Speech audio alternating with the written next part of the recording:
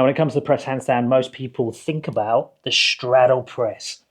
So passing through straddle as you go from this start position up to handstand and back down with control. But there are way more presses to work towards, and you might even find a press that actually suits your current level or your body type better than that standing straddle press. So today I'm going to quickly take you through all the press variations that I know of and that I can do. And remember, I learned all of these as an adult. I turned 50 in 6 months, so you can do the same. If you need help, check out my website for coaching, www.paultwyman.com.au. So next, let's look at the wall press handstand. Now this one is ideal if you don't have great balance yet, but you're pretty strong in your hands and your shoulders. So I'm going to externally rotate the hands. I'm going to take the head to the wall. Then the upper back, push, bring the feet in, and I can bend the knees or I can keep them straight and come through to this position, push off. Ideally, I would do a little balance at the top, come back to the wall, and then come back down. So yes, we're using the assistance of the wall, but it's a press handstand. Now you can do exactly the same, but move closer to the wall and try and have it more stacked, where you're using a little bit less, that was too close, a little bit less wall. So now I'm only lightly touching, and that's a good one if you're getting closer and closer to the real thing, the freestanding version. But make sure you're getting that slow, controlled, eccentric as well whenever you do your ups. We then have other leg positions. So instead of passing through straddle, we could pass through a tuck position. So I'm going to have that same start position as I did with the straddle press. So here, then I'm just going to bend the knees, come into a tuck, and then press up. And then the same in reverse on the way back down, like so. Instead of bending the legs, we could keep the legs straight. So that would be seen as a pike press handstand. Again, with the same start position, but now I take the legs back behind me all the way to handstand, pass through more of like a pikey 7 position on the way back down. I could change the start position, still pass through those 3 different positions, but now I'm from a kneeling position instead.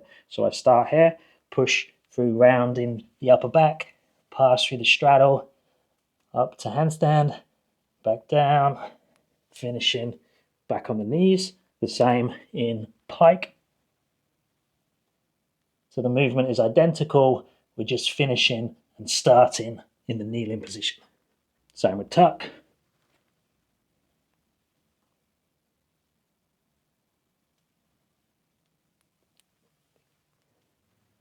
We could do a stalder press or a straddle L-sit to handstand. Now notice my feet drag on the floor. So I need to do a bit more hip mobility to get this cleaner off the floor, like so. But you can do the same press raised up on things.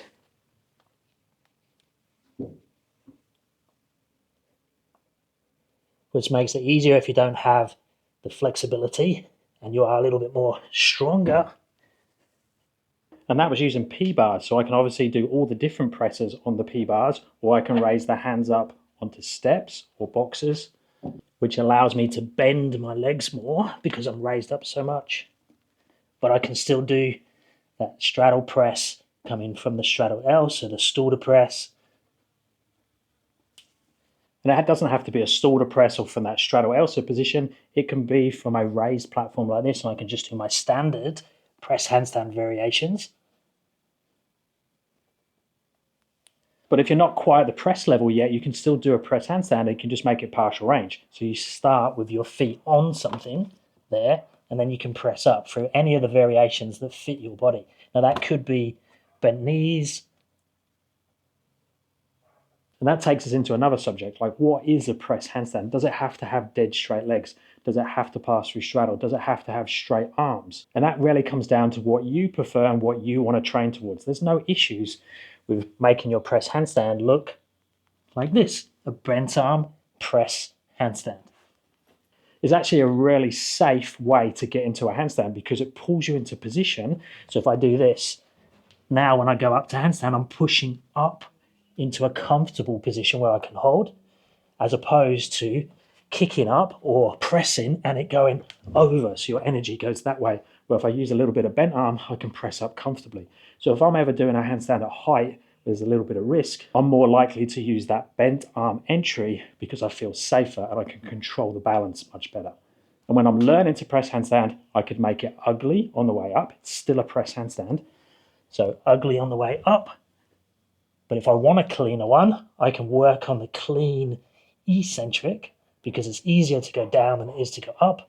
And that way I'm getting the best of both. Now we've shown the straddle L-sit through to handstand, so the stalder press. You can also do a standard L-sit through to handstand. Again, on the floor, I don't have the flexibility for that. And maybe my arms are too short. You can do it on the boxes and you can do it on the P-bars like this.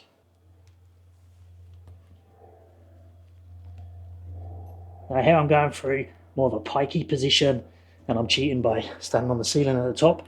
But you could go through straddle, you could go for a tuck. It doesn't really matter what you do. So on the way back down, look, I could do a tuck, come round into the L-sit. Again, pick the variation that works best for you and the one that you want to work towards. And all those press variations, mainly, most of them had a high hip position relevant to the shoulder. So they were starting up here. But if we drop that hip back down and have more in level with the shoulders, it's seen as a planche press to handstand. So still a press handstand. So I can go from this position and press up. You can hear by my voice, it's using way more energy. And then back down to your planchy position. Now that's arguably one of the harder variations, but it all depends where your strengths and weaknesses are. If you're not very flexible, but you're super strong, that could be easier than a straddle press. So hopefully that's opened your eyes up on all different variations of press handstands. There's probably more. Let me know if you can think of any others down in the comments that I haven't been through today. If you are interested in coaching, check out my website, www.paultwyman.com.au, and I offer online coaching and have my app. And next, check this video out.